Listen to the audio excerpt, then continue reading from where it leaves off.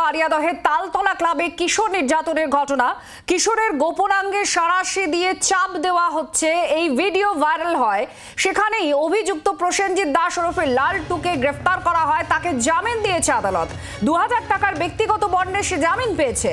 কি ধারায় মামলা রুজু করেছে পুলিশ, যে জামিন দেওয়া হলো, এই প্রসঙ্গ উঠে আসছে। আমাদের সঙ্গে বরুণ সেনগুপ্ত আমাদের প্রতিনিধি আছেন।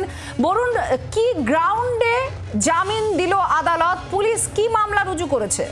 দেখো, পুলিশ মামলা রুজু করেছিল এবং পুলিশের তরফ থেকে যে এই যে তাকে যে 5 দিনের পিসি নেওয়া হয়েছিল, অর্থাৎ 11 তারিখ গ্রেপ্তার করার পর আবার আজকে তাকে কিন্তু নিয়ে আসা হয় ব্যারাকপুর আদালতে। সেখানে কিন্তু আদালতের থেকে জানতে চাওয়া হয় যে সেই যে ওই যে গোপন অঙ্গে যে ভিডিও ভাইরাল হয়েছে, সেই ভিডিও ভাইরালের যে সত্যতা অসত্যতা কতটা রয়েছে, কি ধরনের সত্য হিসাব পাওয়া গেছে, বা কেউ ইনজুরি রিপোর্ট জমা পড়েছে কিনা, কেউ ইনজুরি হয়েছে কিনা, এই সমস্তটা জানতে চাওয়া হলে তখন কিন্তু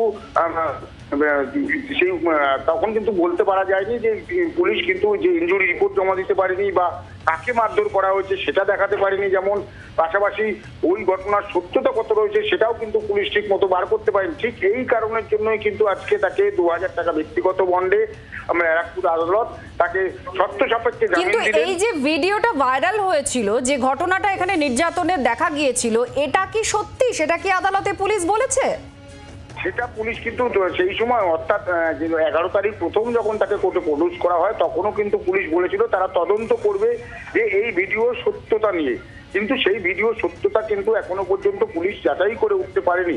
তাদের যে ওই গোপনাঙ্গে যে ওই ধরনের সারাশি। বরুণ, তুমি সঙ্গে থাকো, আমরা প্রতিক্রিয়া নেব। এই মুহূর্তে শ্রমিক ভট্টাচার্য, বিজেপির রাজ্য মুখপাত্র, সাংসদ আমাদের সঙ্গে রয়েছেন। শ্রমিক বাবু, কি বলবেন? একটা ভাইরাল ভিডিও যেখানে বাচ্চাটির গোপনাঙ্গে আঘাত করা হচ্ছে, যাকে গ্রেফতার করা হলো এই ঘটনার পরিপ্রেক্ষিতে আদালত তাকে জামিন দিয়ে দিয়েছে এবং পুলিশ কিছুই অবগত করতে পারেনি আদালতকে এই ভিডিও সম্পর্কে, কাকে কিভাবে অত্যাচার করা হয়েছে, কিছুই বলতে পারেনি পুলিশ আদালতে।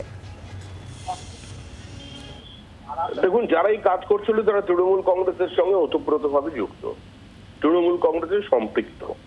তারাই তৃণমূল কংগ্রেসের নির্বাচনের দিন সমস্ত দায়িত্ব কাঁধে তুলে নেয়, তারাই বুঝতে লিড দেয়, তারাই বিরোধী রাজনৈতিক দলকে আক্রমণ করে, তারাই বিভিন্ন দরিদ্র মানুষের কাছে গিয়ে বলে যদি ভোট অন্যদিকে যায় আমরা জানতে পারবো লক্ষ্মীর ভান্ডার বন্ধ হয়ে যাবে, রেশন বন্ধ হয়ে যাবে।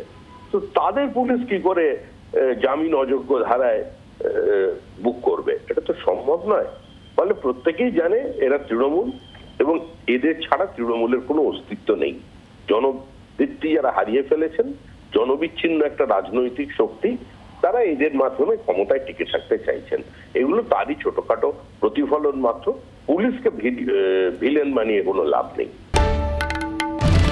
বাংলার আওয়াজ, বাঙালির আবেগ, জি 24 ঘন্টা।